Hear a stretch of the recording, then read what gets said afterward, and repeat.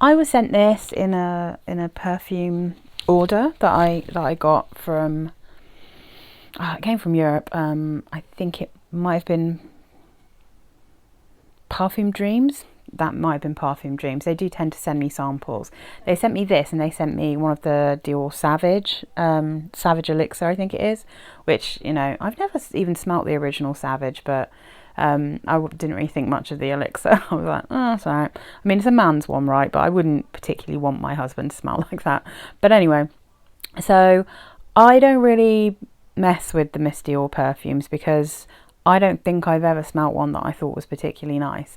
And I think I feel a little bit like I do about La Vie Belle, which is that I've been and I've smelt them so many times and I never think they smell particularly interesting. But I have a feeling that is because so many people wear them that they just smell generic to me. And obviously, so many companies have tried to make their own versions. So again, then they just start to become generic because I've smelt so many things that smell like this. This is Miss Dior 2021, so this is the most recent incarnation. I smelt so many things that smell a little bit like this, and I am aware that that's because cheaper companies are trying to make their version of Miss Dior in the same way that loads of things smell like Cloud because everyone wants to have their version of Baccarat Rouge, you know, or Cloud or whatever. But I just don't like them very much. I find them generally too sweet, very cloying, overwhelming. I don't think they smell very expensive.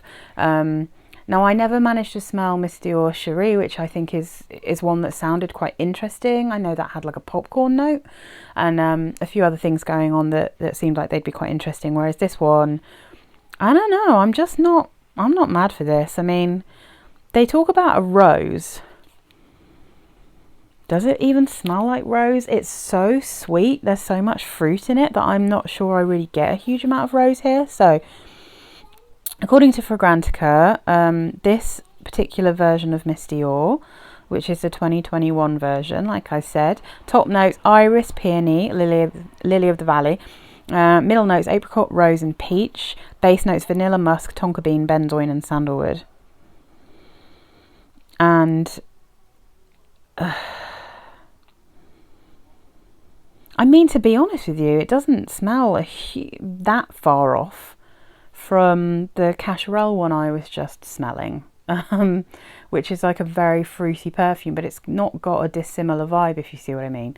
And I have a Scentology perfume, I think it's called Floriental Mandarin, that I think smells a bit like this. This has a very slight hint of the kind of goji berry and cactus thing that I've got from 4711, and it also has a slight vibe of a Dr. Scent perfume that I got quite recently, even though they've got totally different notes. So I feel like there's just so many things that remind me of this, or it reminds me of so many things. And I'd be interested if any of you have this, or for people who really like it, or if you liked the other Miss Dior's, like what you think of this version, and if you think this smells interesting or original, because I just think it's a bit sickly and boring. Now, the votes on this one, vanilla's very high up, and that's correct, it's so sweet. And then it's followed by apricot, and it does have like this kind of sharpness, but I think the peach is really strong in this. To be fair, the mixture of rose and vanilla and peach is like basically one that I don't know if I've ever really liked a perfume that has vanilla, rose and peach in. Rose is quite high, but it's almost equal with iris, and I get a lot of iris in this. It is powdery, but it's also kind of sharp and sweet and sickly and musky. I don't understand the appeal. Oh no. I don't really understand the appeal of Miss Dior generally. I find them all a bit sickly, but I think maybe this one just isn't as good as some of the old ones. Maybe that's the case. Like, have Miss Dior perfumes really gone downhill? I think I smelled Blooming Bouquet, and I was like, oh, it's alright. I think I've smelled Absolutely Blooming. I was like, yeah, it's alright. It's nothing special.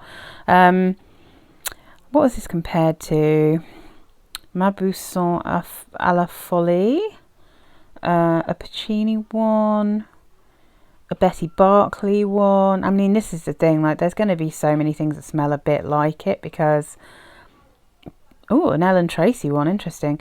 Because I think it's just quite a typical scent profile nowadays, this kind of smell. There's an Avon one. It says it smells like Jill Sanders' Sun. Okay, let me have a sniff. No, it doesn't smell like Jill Sanders' Sun. No. It does smell like a lot of other things though. So yeah, I don't know.